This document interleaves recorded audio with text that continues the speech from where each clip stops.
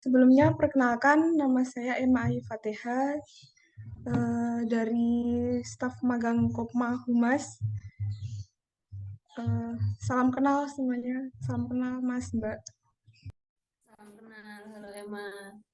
Ya, selanjutnya aku ya. Jadi, perkenalkan Mas, Mbak, dan teman-teman. Nama aku Anissa Zilika Janti, biasa dipanggil Azel, dari staf magang Humas juga, dari jurusan Teknik Lingkungan dengan NA 5849.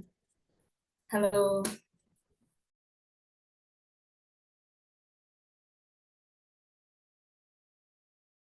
Perkenalkan Mas dan Mbak, nama saya Fatimah Safa Kumaila, bisa dipanggil Safa. Saya dari staf magang Humas Kopma.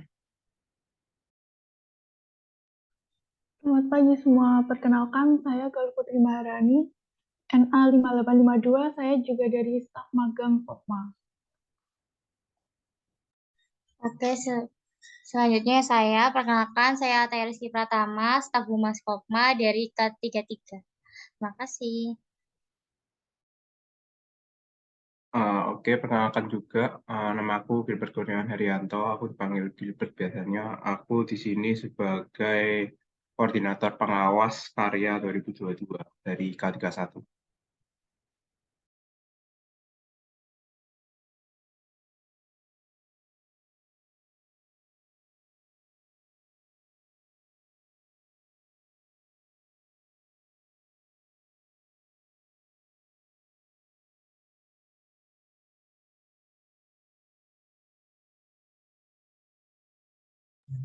Mungkin bisa langsung dimulai aja ya Mas. Boleh, silakan. Ya, jadi sebelumnya halo Sobat Kopma, Dokter Angka ITS, dan teman-teman Kopma. Selamat datang di Kopma Ngobrol.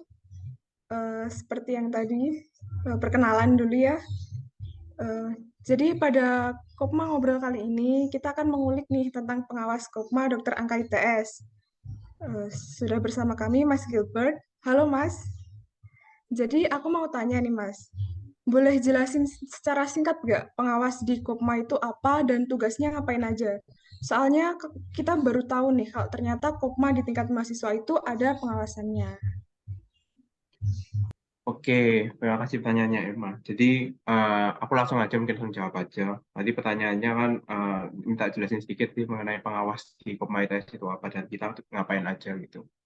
Jadi, kalau misalnya kita lihat nih di ADART sendiri, kalau misalnya kita lihat ADART-nya Kopma sendiri itu ada tertulis kayak setiap perjalanan kepengurusannya Kopma ini diperlukan sebuah badan pengawas yang sekurang-kurangnya terdiri dari 3 orang pengawas.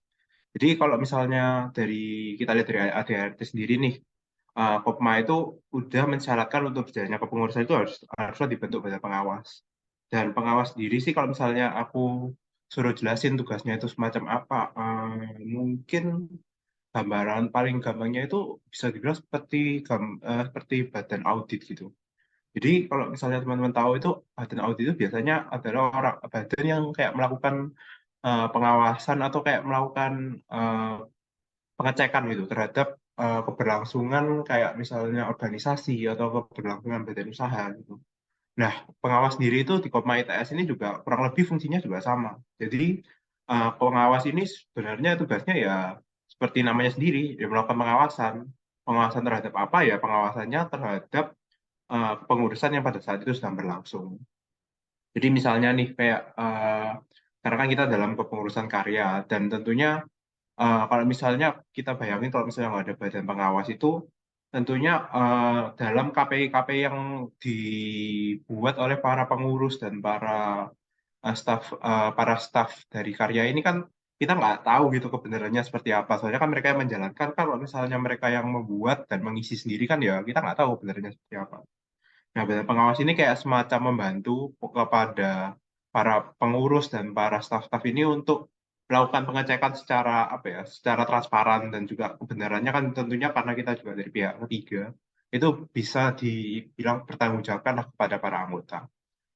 Terus juga misalnya nih dari keberlangsungan kepengurusan yang ada itu ada kendala-kendala ataupun ada masalah-masalah yang mungkin perlu diselesaikan oleh kepengurusan tersebut.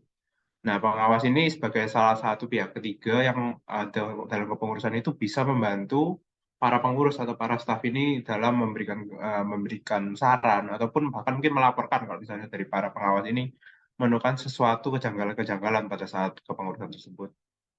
Dan mungkin yang terakhir sih tentunya dari pengawasan-pengawasan yang kita lakukan ini perlu dilaporin seperti yang aku tadi bilang tadi.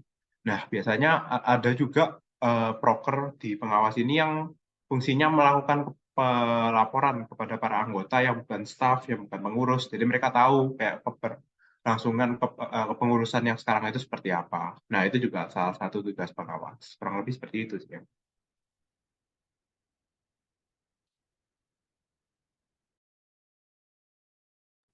Eh, Oke Mas, tadi sudah disebutkan bahwa minimal pengawas terdiri dari 3 orang ya Mas.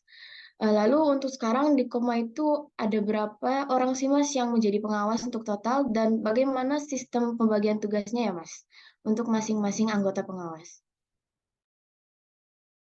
Oke, aku langsung jawab aja. Jadi kalau misalnya untuk kepengurusan yang sekarang ya, untuk kepengurusan karya sendiri itu totalnya ada 3 orang. Jadi ada aku, gitu. Terus ada Mas Ihab, terus juga ada Mbak Dama. Jadi kalau untuk pembagian tugasnya sendiri sih, kalau dari aku dan kepengurusan sebelumnya itu kita membaginya itu berdasarkan bukan kabinet bidang-bidang yang ada di Kopma ITS. Dan kalau untuk kepengurusanku sendiri pun aku juga berusaha kayak membaginya itu sesuai sama bidang-bidang yang dulu mereka pernah awasin. Sama aku juga, bukan pernah awasin, salah. Pernah ikutin gitu. Jadi kalau misalnya nih Mbak Dama, dulu itu kan juga pernah jadi aspid bisnis. Terus juga kalau bisnis ini lumayan dekat juga sama humas kan. Jadi Dama itu aku tempatin untuk ngelakuin pengawasan di bidang bisnis sama bidang humas. Terus juga kayak Mas Ihab nih. Mas Ihab kan dulu juga pernah jadi aspid PSDA. Nah, tentunya kan udah nggak familiar gitu sama kayak keberlangsungannya kegiatan-kegiatan PSDA. Nah, kemarin aku juga sekarang aku tempatin Ihab di melakukan pengawasan di bidang PSDA sama personalia. Terus aku juga sisanya sih aku di bidang keuangan sama bidang administrasi umum. Mungkin kalau pembagian secara kabinet itu seperti itu. Terus juga kan kita tentunya juga punya agenda, punya proker salah. Kita punya 3 proker nih, ada waswas, ada waswas itu melakukan kepengawasan, terus ada kupas itu kumpul pengurus pengawas, sama ada pelaporan 3 bulanan ke anggota. Kalau itu sih aku baginya simpel aja sih sama aku pertimbangkan sama beban kerja mereka kayak misalnya Dama itu kan eh, apa namanya mengawasin bisnis kan juga cukup berat karena bisnis prokernya cukup banyak. Nah, aku tempatin Dama itu untuk menjadi penanggung jawab kupas. Soalnya kupas ini menurutku nggak terlalu berat juga, nggak seberat yang proker-proker lainnya. Terus Sihab kemarin aku tempatin untuk pegang proker was-was. Terus aku kemarin kalau sekarang megang pelaporan 3 bulan. Mungkin kalau untuk kepengurusan yang ini pembagian tugas pengawas kurang lebih seperti itu sih. Berarti bisa dilihat dari pembagian divisi yang sebelumnya ya Mas. Iya, Masih kalau Mas. pertimbangannya begitu. Sama-sama. Mas, sekarang giliran aku yang mau tanya nih. Kan selama jadi pengawas ini, Mas Gilbert pernah nggak sih ada suka dukanya gitu? Kan tadi juga dipaparkan kalau ada kejanggalan-kejanggalan atau ada kendala-kendala terkait dengan pengawasan yang selama ini Mas Gilbert sama teman-teman yang lain. Oke, aku coba jawab. Jadi kalau suka duka ya, mungkin kalau sukanya sendiri sih, karena aku memang kan awalnya dari staff terus aspid juga. Itu kan aku juga sebenarnya itu mempertimbangkan ingin lanjut ke pengurusan. Cuma kan kalau misalnya mungkin dibandingin, memang kalau misalnya paling gampang dilihat itu kan prokernya pengawas itu paling dikit. Jadi bisa dibilang itu tugas-tugas yang dilakukan pengawas itu ya bisa dibilang nggak seberat sama pengurus-pengurus yang lainnya kan mereka mereka megang poker bidang-bidang mereka itu yang benar-benar banyak poker agenda apalagi kayak misalnya bidang bisnis atau PSDA itu kan yang cukup banyak juga. Terus juga mungkin suka yang lainnya ya tentunya karena apa ya bisa dibilang kayak aku itu dikasih kesempatan untuk tetap membantu kepengurusan gitu dengan bentuk sebagai jadi bagian dari bidang pengawas dari badan pengawas. Jadi aku tetap bisa kayak ngasih saran-saran misalnya, terus ikut rapatnya pengurus. Jadi aku tahu kondisinya Kopma dan bisa kontribusi-kontribusi juga. Terus mungkin kalau misalnya duka ya, kalau duka sendiri sih mungkin salah satunya yang paling dirasain itu karena memang kita udah urusannya sama pengurus ya teman-teman. Jadi pengawas ini akan banyak berurusan ke pengurus, terutama kalau misalnya kita minta masalah progres setiap PI misalnya. Nah, mungkin karena emang pengurus kita kan emang sekarang udah semester 7, udah semester akhir semua. Dan kalau emang mahasiswa semester akhir kan kita tahu sendiri kan udah urusannya udah kayak udah sama magang, terus udah sama tugas akhir, udah sama skripsi gitu-gitu. Dan apa ya, bisa dibilang kayak mereka ini udah termasuk orang-orang yang tinggi, orang-orang yang sibuk harus ngurusin bidangnya, dan juga mereka di dalam bidang akademik ini juga punya kesibukan yang cukup tinggi juga. Nah, mungkin untuk menghubungin mereka karena kita emang cukup bergantung sama mereka dari badan pengawas itu untuk minta laporan kadang. Jadi kadang itu mereka juga ada waktu-waktu yang mereka agak susah dihubungin kayak gitu contohnya. Terus juga bidang pengawas sendiri mungkin apa ya? Bisa dibilang karena kita cuma bertiga juga mungkin ya. Karena kalau misalnya bidang-bidang lain kan rame, punya staff, punya aspid gitu. Nah, mungkin bisa dibilang kayak termasuk bidang yang cukup sepi juga sih kalau bisa dibilang. Soalnya ya kita cuma bertiga ya kalau misalnya komunikasi sama 3 orang itu terus, dan juga kayak nggak apa ya, nggak mungkin keseruannya mungkin beda sih kayak sama teman-teman yang lain yang join di setiap bidang. Karena mereka kan punya banyak teman-teman gitu dan juga bisa komunikasi sama orang-orang yang baru misalnya. Kalau mungkin di pengawas ya komunikasinya sih rata-rata ya sama pengurus gitu. Mungkin melakukan pengecekan tugas-tugasnya seperti itu. Mungkin kurang lebih seperti itu sih untuk aku, dari aku.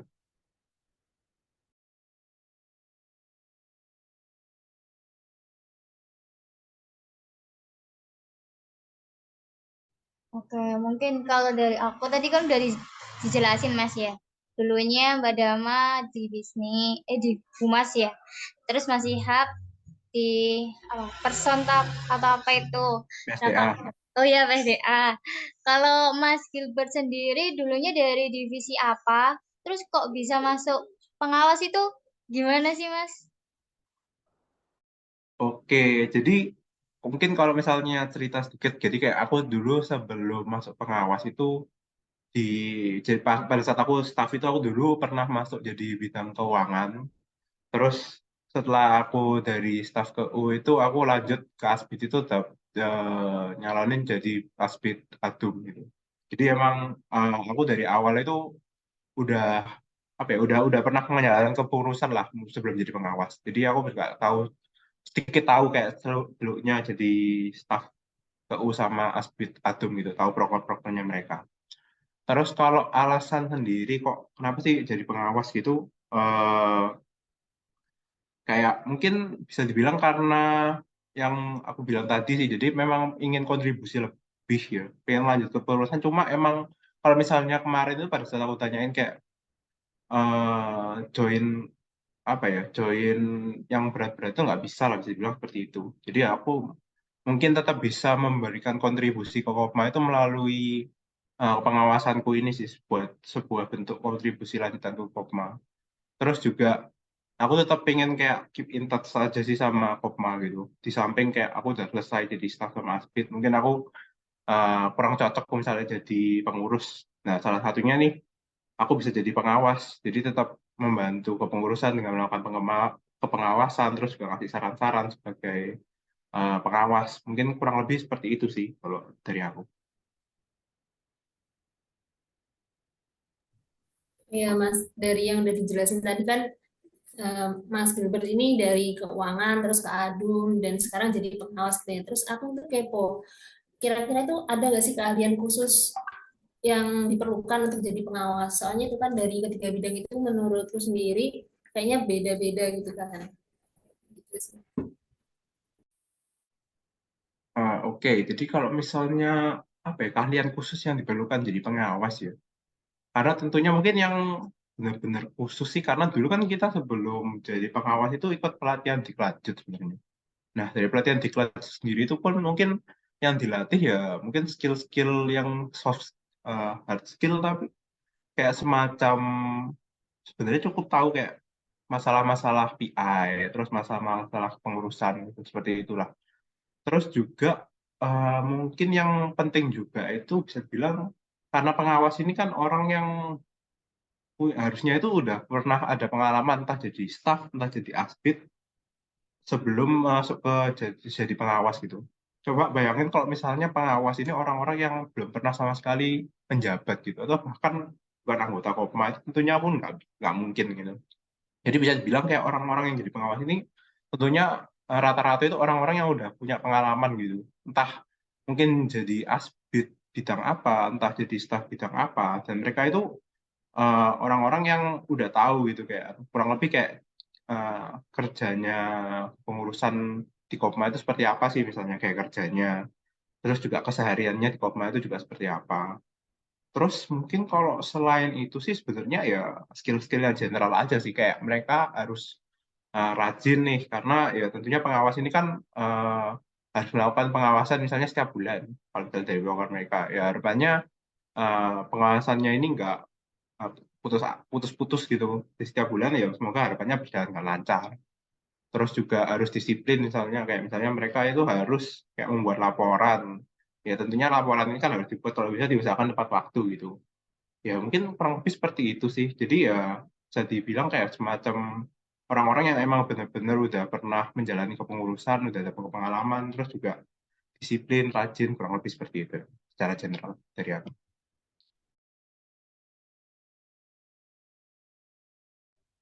Oke, kalau dengar dari penjelasan dari awal sampai habis ini tadi kan pengawas itu kayaknya penting banget buat Kopma. Misal nih Mas, di Kopma kalau nggak ada pengawas gitu boleh nggak sih? Terus sama terakhir, nanti harapannya buat Kopma itu apa untuk kedepannya? Terima kasih. Oke, aku udah baca. Jadi kalau misalnya pengawas itu di Kopma, mungkin kita ngelihatnya gini aja dari ADART-nya kita sendiri dulu, dari ADART-nya ITS sendiri. Di ADART-nya ITS itu dituliskan gitu, kalau misalnya kepengurusan ini perlu dibentuknya pengawas minimal jumlah 3 anggota, kurang lebih seperti itu.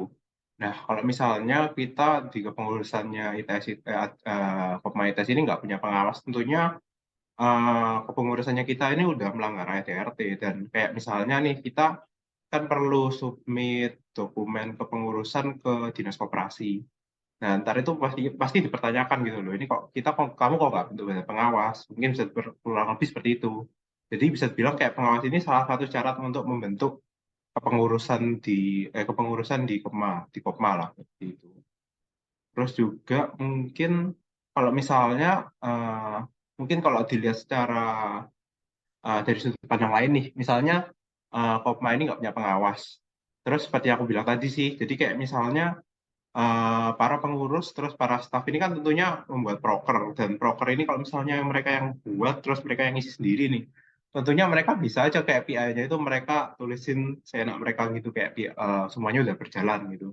Terus kayak semuanya udah tercapai gitu, dan ketercapaiannya mungkin 90% 100% gitu kan kayak bisa dibilang kayak apa ya cukup aneh lah misalnya mereka menjalankan terus mereka menilai sendiri gitu. Kalau menurutku lebih baik tentunya harus ada pihak ketiga atau orang lain gitu yang melakukan penilaian tersebut kayak ketercapaian mereka itu. Mungkin kalau misalnya pun di luar selain pengawas yang dibentuk ya misalnya emang kok misalnya sesuai ADRT itu nggak perlu dibentuk pengawas. Tentunya tetap diperlukan kayak sebuah badan itu yang menilai kinerja mereka. Cuma ya mungkin nggak harus pengawas bisa sih. Cuma kan kalau misalnya kita ADRT-nya kita harus pengawas soalnya salah satu syarat kepengurusan kurang lebih seperti itu. Terus kalau misalnya untuk tadi minta harapannya buat Kopma sendiri seperti apa nih ke depan? Kalau dari aku sendiri sih, aku berharap sih Kopma ke depan ini karena kita udah new normal ya, terus kita udah mulai banyak kegiatan-kegiatan yang dilakuin secara offline. Mungkin aku berharap ke depan itu bisa dari Kopma sendiri itu semakin apa ya, para anggotanya itu semakin penasaran gitu. Kayak mungkin selain Kalau di sini kan mungkin penasaran terhadap Kopma ya. Mungkin ke depan itu bisa lebih penasaran lagi terhadap proker-proker yang ada di bidang lain misalnya. Atau bahkan pun kayak penasaran terhadap kegiatan-kegiatannya Kopma gitu. Terlepas dari kepengurusan, misalnya emang nggak tertarik join kepengurusan, tapi tertarik sama lomba-lomba yang ada di Kopma. Nah, harapannya sih ke depan itu para anggotanya bisa lebih aktif yang pertama. Terus yang kedua mungkin harapannya mungkin bisa kedekatan dari antara para anggota, terus para staff, terus juga para pengurus itu semakin lebih dekat lagi gitu. Mungkin dari beberapa tahun ke belakang ini karena kita dilakukan secara online nih, jadi kita kayak apa ya merasa ada yang kurang gitu, kayak kedekatannya itu nggak sedekat dulu pada saat awal-awal aku kepengurusan secara offline gitu. Nggak ada makan bareng, terus apa namanya acara-acaranya nggak offline, jadi nggak bisa kayak nyanyi bareng, main-main bareng gitu. Mungkin ke depan dengan acara-acara yang sekarang udah beberapa mulai offline itu, teman-teman nanti bisa merasakan nih kayak keseruannya Kupma itu sebetulnya seperti apa sih kalau misalnya kita lakuinnya secara offline. Kurang lebih seperti itu sih. Terus yang terakhir, harapanku ke depan itu teman-teman bisa semakin apa ya, semakin semangat lah dengan mengikuti kegiatan-kegiatan yang tadi aku bilang kayak kegiatan-kegiatan offline, terus mengetahui kegiatan lomba, terus kepengurusan-kepengurusan yang ada itu bisa lebih semangat nih untuk join join ke semua kegiatan-kegiatan, terus join ke semua kepengurusan yang dibuka sama Kopma. Dan kurang lebih mungkin seperti itu aja sih dari aku.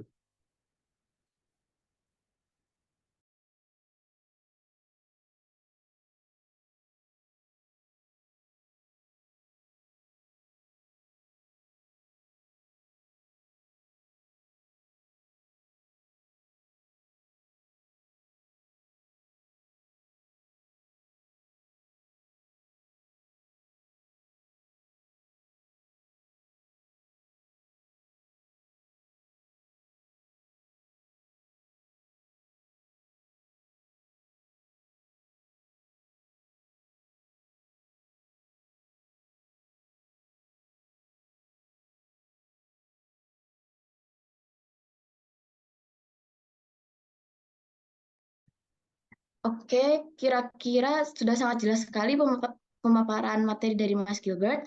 Perbincangan kali ini juga sangat seru dan kami jadi tahu bagaimana pengawasan di Kopma. Tapi karena terbatasnya waktu, mungkin hanya bisa diakhiri sampai di sini. Terima kasih banyak kepada Mas Gilbert sudah meluangkan waktunya untuk sharing terkait pengawasan di Kopma Dr. Angka ITS. Terima kasih juga untuk Mbak Ataya karena sudah memberikan kesempatan kepada kami, anak-anak magang Humas di Kopma. Saya kira cukup sekian dari kami. Mohon maaf bila banyak kesalahan yang disengaja maupun tidak disengaja. Terima kasih. Wassalamualaikum warahmatullahi wabarakatuh. Terima kasih Mas Gilbert. Iya, makasih juga teman-teman. Terima kasih Mas, Mbak. Mungkin kalau mau live dipersilahkan Mas. Mau lanjut kegiatan lainnya gitu. Oke, aku izin live dulu ya Rek, kalau gitu. Iya Mas, Terima kasih, makasih. Mas. Mas. Mas.